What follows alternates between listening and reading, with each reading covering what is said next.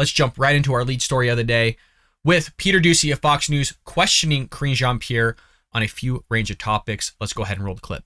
Thank you, Karine. As refugees were being evacuated from Afghanistan into the U.S. last year, why weren't they all being thoroughly vetted? So, are you talking about what are you referring to? Well, so as the White House was managing the Afghanistan withdrawal last year, we were told no one is coming into the United States of America who has not been through a thorough screening and background check process. But now there's this DHS Inspector General who says CBP admitted or paroled evacuees who were not fully vetted into the United States. That is not good. That is different than what you guys said. So how did this happen? No, it's not different than what we have said. That very report, it did not take into account the key steps in that rigorous, you heard from us, rigorous and multi-layered screening and vetting process the U.S. government took before at-risk Afghans were permitted to come to the U.S. Again, I would refer you to the DHS comments on this. It did not take into full account of what the other agencies are involved in making sure that this multi-layered process and screening process, it is a multi-agency effort, and it did not. This particular report did not include that. Okay, but so in the last week or so, we've heard the president calling elected Republicans a threat to the country. Does he think MAGA Republicans are more of a threat to the country than people DHS says may pose a risk to national security and the safety of local communities? Again, DHS has disputed this report. And it said it didn't take into account the key steps that we have taken as a U.S. government, the rigorous multi-layered screening and vetting process that we take as a government. That was not part of the report. Again, this report is not accurate. I know that our team has spoken to your team about this, and the DHS has provided a comment saying just that. So again, I refer you to DHS.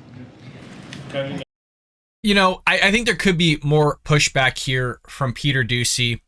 And if you recall, just, 20 seconds ago, she didn't give an answer, folks. She's telling Peter Doocy to refer to DHS when the question was talking about MAGA Republicans and basically correlating it to his first question, of which she didn't answer, referring him to DHS, and getting kind of what's the president's take on it. So I don't know why she's repeating her answers here, of which didn't answer the question in the first place.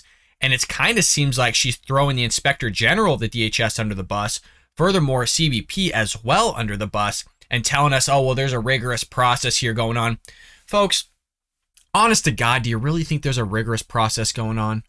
I mean, really, just look at the southern border. This is a lady that's telling you there's a rigorous process going on how they managed Afghanistan, when she literally said people are not walking across the border. Does anybody believe this lady on what she says? I don't think so. Sure, I'm more inclined to believe DHS as well as CBP and others, sure. But you're going to tell me that it's a rigorous process when we don't have to look any further than our southern border and literally see 200,000 plus people a month just walking across our border, some being apprehended and let loose, having the gotaways. It doesn't sound very rigorous to me. When literally Joe Biden's offering them hotel rooms, they're getting cell phones, they're getting sheltered in front of other Americans like our veterans. I don't know, folks. Sounds a little sus to me. And whenever she's not willing to answer a question, it only becomes more suspicious on what's going on here. We already know that they apprehended, according to Alejandro Mayorkas on Brett Breyer's show on Fox News, they apprehended some terrorists. And if they only apprehended some, it makes you wonder, where's the rest of the terrorists at, folks? Are they in your city? Are they in your neighborhood? Are they just sleeper cells? When are those ones going to erupt? So again, we should all be worried about this, because look at just the mismanagement and the handling of that Afghanistan debacle. And if that trickles down on the outside, can you imagine what's going on behind the curtain? Can you imagine what's being hidden here from the public? It's probably a lot, folks. It's probably a lot. So Peter Doocy, he didn't really have the juice today, folks. The Gladiator did not come out swinging like we were expecting. There's a lot of news to cover, and I think he could have asked better questions. I think there needs to be some follow-up and a little bit of pushback on his part And maybe he's just playing the game here. I am sure there's a game to be played in that room with how you got to be a little forceful with some, you got to pick your battles with the others, and maybe today was just a battle he did not want to pick.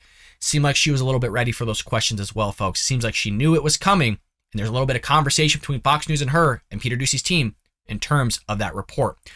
I hope you enjoyed that clip from the Bald Brad Show. If you did, make sure to hit that subscribe button so you can stay up to date on all our future content.